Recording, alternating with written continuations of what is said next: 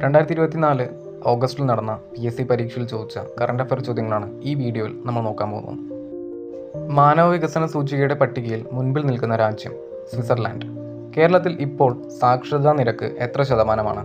94%. അടുത്തത് ചന്ദ്രയാൻ 3യെ കുറിച്ചുള്ളൊരു സ്റ്റേറ്റ്മെൻറ്റ് ചോദ്യമായിരുന്നു. ഇതിൽ തന്നതിൽ ഏതൊക്കെയാണ് ശരി എന്നാണ് ചോദിച്ചിരിക്കുന്നത്. സ്റ്റേറ്റ്മെൻറ്റുകൾ നോക്കാം. 2023 ജൂലൈ 14 സതീഷ് ധവാൻ സ്പേസ് സെൻറ്ററിൽ നിന്ന് വിക്ഷേപിച്ചു. 2023 ഓഗസ്റ്റ് 5 ചന്ദ്രൻ്റെ ഭ്രമണപഥത്തിൽ പ്രവേശിച്ചു. 2023 ഓഗസ്റ്റ് 23 ചന്ദ്രൻ്റെ ദക്ഷിണ ധ്രുവത്തിന് സമീപം ലാൻഡ് ചെയ്തു.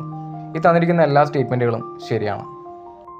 2024 2020 ലോകകപ്പ് ക്രിക്കറ്റിൽ ഫൈനലിൽ മത്സരിച്ച രാജ്യങ്ങൾ ഏതൊക്കെയാണ്? ഇന്ത്യ, ദക്ഷിണാഫ്രിക്ക.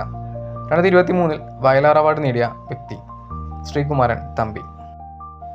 18ാം ലോക്സഭയിലെ പ്രതിപക്ഷ നേതാവ് ആര്? രാഹുൽ ഗാന്ധി.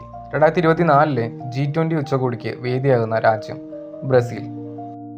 ഇന്ത്യയിലെ പുതിയ പാർലമെന്റ് മന്ദിരത്തിന്റെ ഉദ്ഘാടനത്തിന്റെ ഭാഗമായി പുറത്തിറക്കിയ പ്രത്യേക സ്മാരക നാണയത്തിന്റെ മൂല്യം എത്രയാണ്? 75 രൂപ. ഇന്ത്യയുടെ പഴയ പാർലമെന്റ് മന്ദിരം ഇനി ഏത് പേരിലാണ് അറിയപ്പെടുന്നത്? സംവിധാൻ സദൻ. ബെഞ്ചമിൻ നെതന്യാഹു ഏത് രാജ്യത്തിന്റെ പ്രധാനമന്ത്രിയാണ്? ഇസ്രായേൽ. ഇന്ത്യയിലെ ശാസ്ത്രജ്ഞരെ ആദരിക്കുന്നതിനായി ഏർപ്പെടുത്തിയ പുതിയ അവാർഡ് രാഷ്ട്രീയ വിജ്ഞാൻ പുരസ്കാർ. കേരള സർക്കാരിൻ്റെ സമ്പൂർണ്ണ അവയവദാന പദ്ധതിക്ക് നൽകിയ പേര് മൃതസഞ്ജീവനി. ജീവൻ രക്ഷാ മരുന്നുകൾ ഉൾപ്പെടെയുള്ള മരുന്നുകളുടെ വില പൊതുവിപണിയിൽ നിയന്ത്രിച്ചു നിർത്തി പാവപ്പെട്ട രോഗികൾക്ക് വളരെ വില കുറച്ച് മരുന്നുകൾ നൽകുന്നതിനായി കേരള മെഡിക്കൽ സർവീസ് കോർപ്പറേഷന് കീഴിൽ ആരംഭിച്ച സംവിധാനം കാരുണ്യ കമ്മ്യൂണിറ്റി ഫാർമസി.